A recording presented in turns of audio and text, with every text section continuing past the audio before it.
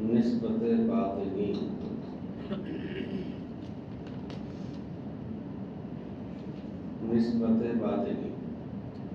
اور علامت نسبت باطنی کے حاصل ہونے کی دو ہیں، اور علامت نسبت باطنی کے حاصل ہونے کی دو ہیں۔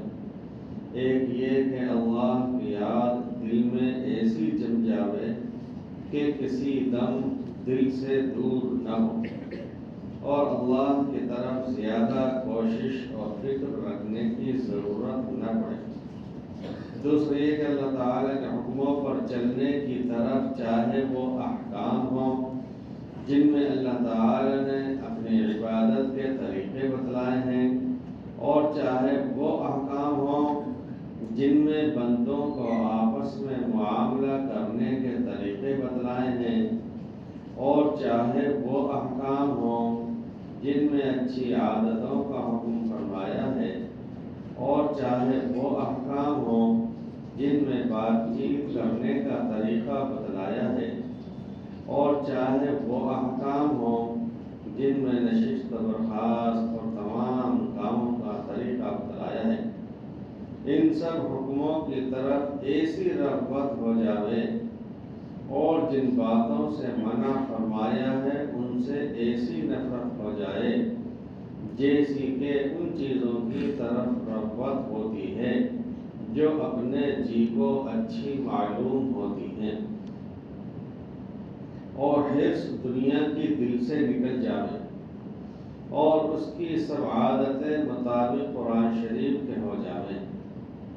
البتہ اگر طبعی سستی کسی حکم کے بجا لانے میں واقع ہو، یا کوئی برا وسوسہ دل میں آوے اور اس پر عمل نہ کرے، تو اس کو یہ نہ سمجھا جاوے گا کہ شریعت کے حکموں کی رغبت اور شریعت میں جو باتیں منع ہیں ان سے نفرت پیدا نہیں ہوئی، اور یہی مرتبہ اللہ تعالیٰ کی یاد اور فرمانبرداری حاصل ہو جانے کا ہے جس کو ہم نے علامت نسبت باطنی کے حاصل ہو جانے کی بتلایا ہے، محبت الہی کہلاتا ہے۔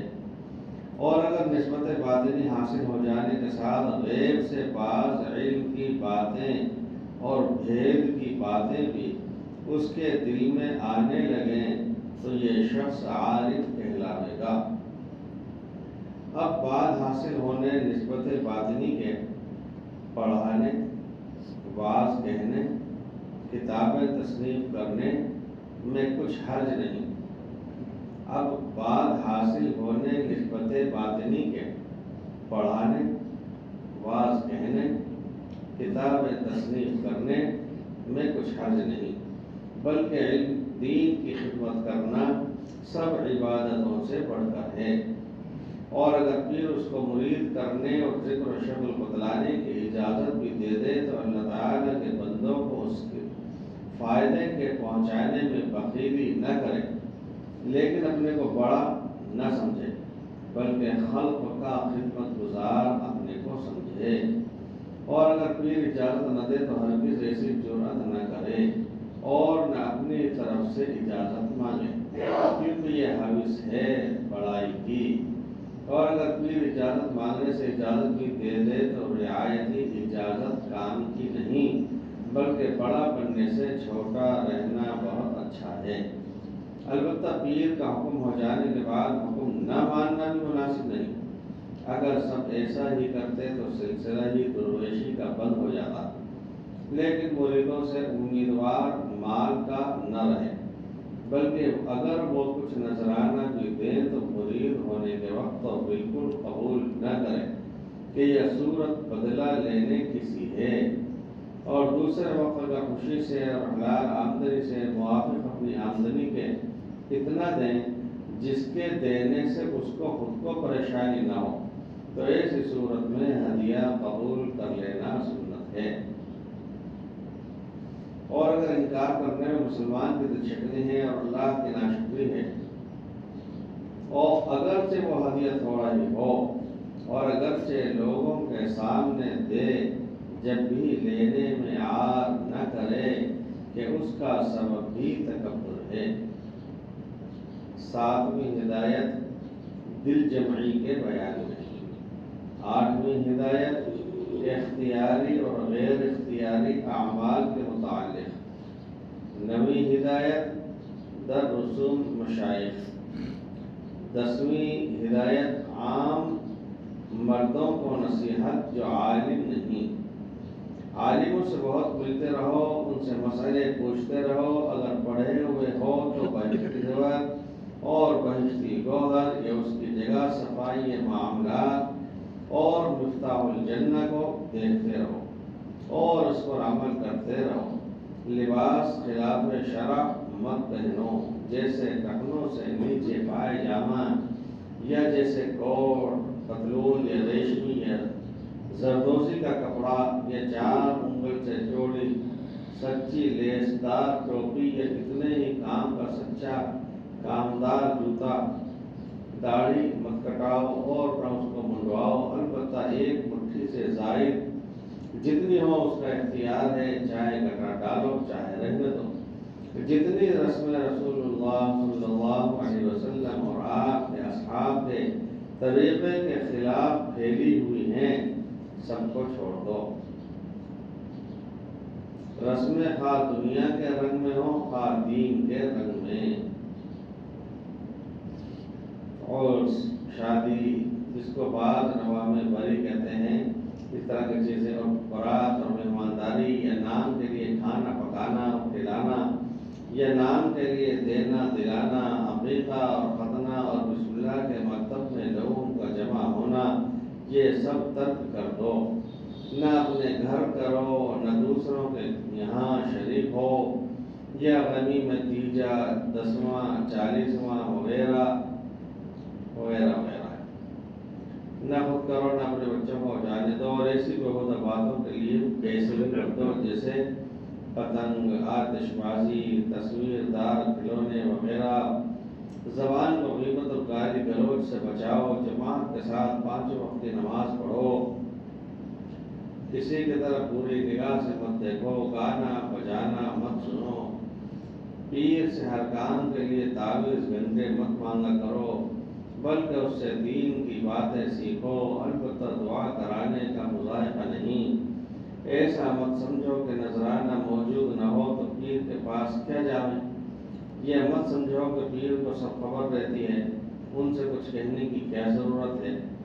درویشی کی کتابیں مت دیکھو اور نہ ایسی باتیں پوچھو، تقدیر کے مسئلے میں بحث مت کرو، پیر نے جو بتلا دیا وہ کیے جاؤ، رشوت اور سود مت لو، رہن کی آمدنی بھی سود ہے، اس سے بھی بچو، اور جتنے لین دین خلاف شرع ہیں سب سے بچو۔ خواب پر بدون مسئلہ پوچھے عمل مت کرو، اگر پیر کے پاس جاؤ اور وہ اپنے کسی کام میں لگا ہو تو اس کے کام میں حرج مت ڈالو، ایسی جگہ مت بیٹھو کہ اس کا دل تم کو دیکھ دیکھ کر پٹ جاوے، کہیں کنارے پر بیٹھ جاؤ، جب وہ کام سے چھٹی پاوے اس وقت سامنے جاؤ۔ تعلیم المطالب منگواؤ اور دیکھو، تعلیم الدین کے 4 حصے اول کے دیکھ لو اور جزاء الاعمال بھی دیکھ لو۔ عام عورتوں کو نصیحت، شرک کی باتوں کے پاس مت جاؤ، اولاد کے ہونے یا زندہ رہنے کے لیے ٹونے ٹوٹکے مت کرو، فال مت کھلواؤ،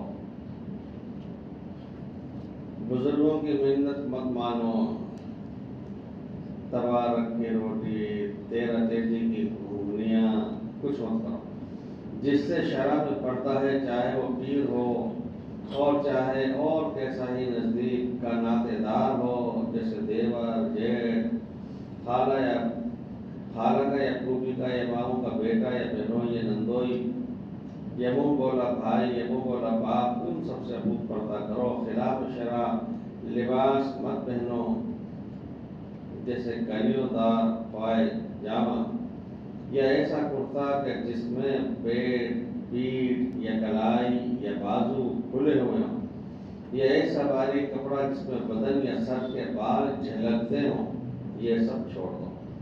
لمبے آستینوں کا اور نیچا اور موٹے کپڑے کا کرتا بناؤ، اور ایسے ہی کپڑے کا دوپٹہ ہو، اور دھیان کر کے سر پر سے مت ہٹنے دو۔ ہاں اگر گھر میں خالی عورتیں ہوں یا اپنے ماں باپ یا حقیقی بھائی وغیرہ کے سوا گھر میں اور کوئی نہ ہو تو اس وقت سر کھولنے میں ڈر نہیں۔ کسی کو جھانک تاک مت کرو، کسی کو جھانک تاک کر مت دیکھو۔ بیاہ، شادی، منڈن، چلہ، چھٹی، منگنی، چوتھی وغیرہ میں کہیں مت جاؤ، نہ اپنے یہاں کسی کو بلاؤ۔ کوئی کام نام کے واسطے مت کرو۔ کوسنے اور تانے دینے اور غیبت سے زبان کو بچاؤ۔ 5 وقت نماز اول وقت پڑھو اور جی لگا کر تھام تھام کر پڑھو۔ رکوع سجدہ اچھی طرح کرو۔ ایام سے جب پاک ہو خوب خیال رکھو۔ کسی وقت کی نماز ایام بد ہونے کے بعد رہ نہ جائے۔ اگر تمہارے پاس زیور، گوٹا، لچکا وغیرہ ہو تو حساب کر کے زکوٰۃ نکالو۔ بہشتی زیور ایک کتاب ہے، اس کو یا تو پڑھ لو یا سن لیا کرو اور اس پر چلا کرو۔ خاوند کی تابع داری کرو، اس کا مال اس سے چھپا کر خرچ مت کرو۔ گانا کبھی مت سنو۔ اگر تم قرآن پڑھی ہوئی ہو تو روزانہ قرآن پڑھا کرو۔ جو کتاب پڑھنے یا دیکھنے کے لیے مول لینا ہو پہلے کسی عالم کو دکھلا لو، اگر وہ صحیح اور معتبر بتلاوے تو خریدو ورنہ مت لو۔ جہاں رسوم کی مٹھائی وغیرہ تقسیم ہوتی ہو وہاں مت جاؤ اور نہ بانٹنے میں شریک ہو۔ خاص ذکر و شغل کرنے والوں کو نصیحت۔ اوپر کی نصیحتیں دیکھ لو۔ ہر بات میں رسول اللہ صلی اللہ علیہ وسلم کے طریقے پر چلنے کا اہتمام کرو، اس سے دل میں بڑا نور پیدا ہوتا ہے۔ اگر کوئی شخص کوئی بات تمہاری مرضی کے خلاف کرے تو صبر کرو، جلدی سے کہنے سننے مت لگو۔ خاص کر غصے کی حالت میں بہت سمجھا کرو۔ کبھی اپنے کو صاحب کمال مت سمجھو۔ جو بات زبان سے کہنا چاہو پہلے سوچ لیا کرو۔ جب خوب اطمینان ہو جاوے کہ اس میں کوئی خرابی نہیں اور یہ بھی معلوم ہو جاوے کہ اس میں دین یا دنیا کی ضرورت یا فائدہ ہے، اس وقت زبان سے نکالو۔ کسی برے آدمی کی بھی برائی مت کرو، نہ سنو۔ کسی ایسے درویش پر جس پر کوئی حال درویشی کا غالب ہو اور وہ کوئی بات تمہارے خیال میں دین کے خلاف کرتا ہو، اس پر طعن مت کرو۔ وہ اپنے ہوش حواس میں ہی نہیں ہے، کھویا ہوا ہے، اس لیے اس پر ایک دم سے کوئی طعن نہ کیا جائے۔ کسی مسلمان کو اگرچہ وہ چھوٹے درجے کا ہو حقیر مت سمجھو۔ مال و عزت کی طمع و حرص مت کرو۔ 24 گھنٹوں کا شغل مت رکھو، اس سے عام لوگ گھیرتے ہیں۔ جہاں تک ہو سکے ذکر کرنے والوں کے ساتھ رہو، اس سے دل میں نور اور ہمت اور شوق بڑھتا ہے۔ دنیا کا کام بہت مت بڑھاؤ اور بے ضرورت اور بے فائدہ لوگوں سے زیادہ مت ملو، اور جب ملنا ہو تو خوش خلقی سے ملو، اور جب کام ہو جاوے تو ان سے الگ ہو جاؤ۔ خاص کر جان پہچان والوں سے بہت بچو، یا تو اللہ والوں کی صحبت ڈھونڈو یا ایسے معمولی لوگوں سے ملو جن سے جان پہچان نہ ہو۔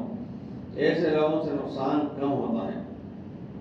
اگر تمہارے دل میں کوئی کیفیت پیدا ہو یا کوئی علم عجیب آوے تو اپنے پیر کو اطلاع کرو۔ پیر سے کسی خاص شغل کی درخواست مت کرو۔ ذکر میں جو اثر پیدا ہو سوائے پیر کے کسی سے مت کہو۔ اگر درویشی کی کتابیں دیکھنے کا شوق ہو تو پہلے تعلیم الدین کا حصہ بنجم اور کلید مثنوی دیکھو، بشرطے کہ تم علم معقول و منقول دونوں خوب جانتے ہو۔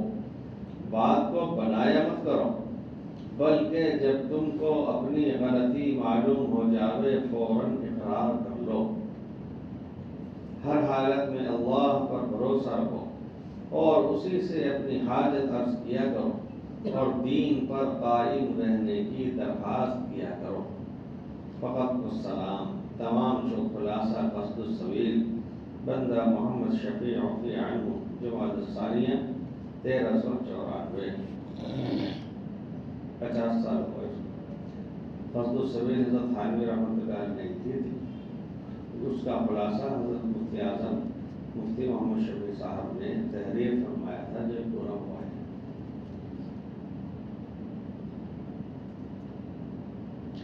تصحیح طریق سلوک مرتبہ السلسبیل لعابر السبیل از حکیم علمت حضرت مولانا شفیع تھانوی. یہ وہ ملفوظات ہیں جسے حضرت خواجہ عزیز الحسن صاحب مجذوب کے استفسار کے جواب میں حضرت حکیم علمت مولانا شفیع صاحب تھانوی نے ارشاد فرمایا. یہ خواجہ عزیز الحسن صاحب مجذوب نہیں تھے. مجذوب یہ شاعر بھی تھے تو ان کا تخلص تھا مجذوب. جگہ لگانے کی دنیا نہیں ہے وہ اشعار ان کے ہی ہیں. اختیاری امور میں کوتاہی کا علاج. عرض کیا گیا کہ حضرت جو فرمایا کرتے ہیں کہ اعمال معمور بہا سب اختیاری ہیں اور اختیاری امور میں کوتاہی کا علاج بجز ہمت اور استعمال اختیار کے اور کچھ نہیں. تو یہ تو بظاہر بہت معمولی سی بات ہے، پھر طریق میں اہمیت ہی کیا رہی. عرض کیا گیا حضرت تھانوی رحمۃ اللہ علیہ سے کہ اعمال معمور بہا جن کاموں کے کرنے کا حکم دیا گیا ہے وہ سب اختیاری ہیں. اختیاری طبیعت کا حکم ہے، جو چیز اختیاری میں نہ ہو اس کا حکم بھی کیا ہوتا. اور اختیاری امور میں کوتاہی کا علاج بجز ہمت اور استعمال اختیار کے اور کچھ نہیں. تو یہ تو بظاہر بہت معمولی سی بات ہے، پھر طریق میں اہمیت ہی کیا رہی. فرمایا کہ ہے تو یہ معمولی اور موٹی بات، لیکن لوگوں کو اس جانب التفات نہیں، توجہ نہیں.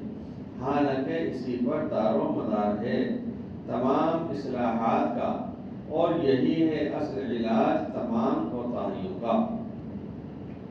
عرض کیا گیا کہ جب آدمی باوجود کوشش کے اپنی اصلاح سے عاجز ہو جاتا ہے تبھی تو اس کی تدابیر اور معالجہ پوچھتا ہے. تو اس پر بھی یہی کہہ دینا کہ ہمت اور اختیار سے کام لو کیوں کر کافی ہو سکتا ہے، کیونکہ ہمت اور استعمال اختیار کی اسے توفیق ہی نہیں تھی.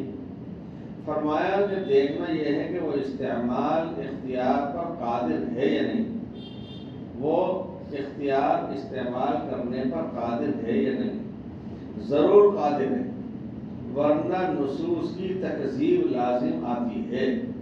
اگر اس کو قدرت نہیں ہے ان کاموں کے کرنے کی تو اس کا مطلب پھر شریعت میں اس کو بلا وجہ حکم دے دیا جائے ایک ایسے کام کا جس کو وہ کر ہی نہیں سکتا. جب استعمال اختیار پر قادر ہے تو ہمت کر کے اختیار کا استعمال کرے. جب اختیار کا استعمال کرے گا تو کامیابی لازم ہے، ناکامیابی کی کوئی صورت ہی نہیں، البتہ دشواری اور کلفت ضرور ہے. حضرت محمود حسن ننگوئی رحمۃ اللہ علیہ سے جب کہا جاتا تھا کہ حضرت معمولات کی پابندی نہیں ہو رہی، اپنا کام نہیں ہو رہا، اذکار نہیں ہو رہے، پابندی نہیں ہو پاتی، تو شروع میں تو حضرت مفتی صاحب رحمۃ اللہ علیہ نرمی کے ساتھ میں تلقین فرماتے رہتے تھے، ہمت بندھاتے تھے. لیکن جو پرانے ہو جاتے تھے جو لوگ تو حضرت مفتی صاحب ان سے یہ فرماتے تھے کہ دیکھو یہ نفس بغیر سزا دیے مانتا نہیں، یہ نفس بغیر سختی کیے مانتا نہیں. جس دن آپ کے معمولات ترک ہو جائیں اس دن آپ کھانا نہ کھائیں اور یہ عہد کر لیں جب تک میں معمولات پورے نہیں کروں گا کھانا نہیں کھاؤں گا. یا ایک بات فرماتے تھے کہ جب تک معمولات پورے نہ ہو جائیں آپ سوئیں نہیں. سونا اس وقت ہے جب معمولات پورے ہو جائیں. عرض کیا گیا کہ واقعی قدرت اور اختیار کا تو انکار نہیں کیا جا سکتا، لیکن جب دشواری اور کلفت کی وجہ سے اس کے استعمال ہی کی نوبت نہ آئی تو وہ اختیار مفید ہی کیا ہوا، کیونکہ نتیجہ تو وہی ہوا جو عدم اختیار کی صورت میں ہوتا، یعنی عدم صدور اعمال۔ فرمایا کہ جب علاج پوچھا جائے گا تب تو وہی بتایا جائے گا جو دراصل علاج ہے۔ رہی خود اس علاج کے استعمال کی دشواری، سو جب اس کے متعلق سوال کیا جائے گا اس وقت اس کا جواب دیا جائے گا۔ عرض کیا گیا کہ اب سوال کیا جاتا ہے تو فرمایا کہ اختیاری امور میں کوتاہی کا علاج بجز ہمت اور استعمال اختیار کے اور کچھ نہیں۔ اختیاری امور میں کوتاہی کا علاج بجز ہمت اور استعمال اختیار کے اور کچھ نہیں، البتہ اس استعمال اختیار میں کلفت اور دشواری ضرور ہوتی ہے، سو اس کا علاج بھی یہی ہے کہ باوجود کلفت کے ہمت اور اختیار سے برابر بتکلف اور بجبر کام لیتا رہے، رفتہ رفتہ وہ کلفت مبدل بسہولت ہو جائے گی۔ ساری ریاضت اور سارے مجاہدے بس اسی لیے کیے گئے کہ اختیار اوامر اور اجتناب نواہی، اختیار اوامر یعنی حکموں کو اختیار کرنا، اجتناب نواہی منع کی ہوئی چیزوں سے بچنا، اختیاری اوامر اور اجتناب نواہی میں سہولت پیدا ہو۔ دو شخص، ایک بہت ہٹا کٹا صحت مند تندرست نوجوان، ایک دوسرا شخص انتہائی کمزور اور مان لیجیے کہ نڈھال طبیعت کا بوڑھا، کمزور بوڑھا، اور اس کو رات میں نیند بھی پوری طریقے سے نہیں آ پاتی، بار بار آنکھ کھلتی رہتی ہے۔ جب تہجد کا وقت ہوا تو جو ہٹا کٹا صحت یاب نوجوان نیند بھی پوری اچھی طرح سے اس نے کر لی اور بھر لی، وہ تہجد میں اٹھنا نہیں جا رہا اس سے، اور جو کمزور بوڑھا اور نڈھال ہے اس کی نیند بھی پوری نہیں ہوئی، وہ اٹھ بھی گیا اور تہجد بھی اس نے پڑھ لی۔ ایک شخص ہے اچھا خاصا صحت مند تندرست ہے، وہ سردی کے موسم میں چھوٹے دنوں کے اندر فرض روزے نہیں رکھ رہا، اور دوسری طرف ایک کمزور مزدور، میں نے دیکھا بعض ایک تو ٹھیلے گھسیٹنے والے، رکشا ٹرولی گھسیٹنے والا، اور اس کے جو کپڑے ہوتے تھے وہ بالکل ایسا ہوتا تھا نا نمک کے دھبے لگ گئے ہوں، پسینے کے دھبے اس کے کپڑوں پر ہوتے تھے، اور سخت گرمی کے اندر پورے مہینے روزہ رکھتا بیچارہ، نماز وقت مسجد میں بھی آ جاتا تھا۔ تو اس کا مطلب یہ ہوا کہ جو شخص تندرست ہٹا کٹا ہے وہ سردی کے موسم میں بھی اگر رمضان شریف آ جائے تو وہ چھوٹے دن کا روزہ رکھ نہیں رہا، اور دوسری طرف ایک آدمی جو دن بھر باہر دھوپ کی تپش میں محنت مزدوری کر رہا ہے وہ مئی جون کے لمبے دن کے روزے بھی رکھ رہا ہے۔ تو اب اصل چیز ہمت کی کمی ہوئی، اس لیے آدمی ہمت کر لے اور اپنے آپ میں مضبوطی سے عہد کر لے، ٹھان لے، تو پھر ہر چیز آسان ہو جاتی ہے۔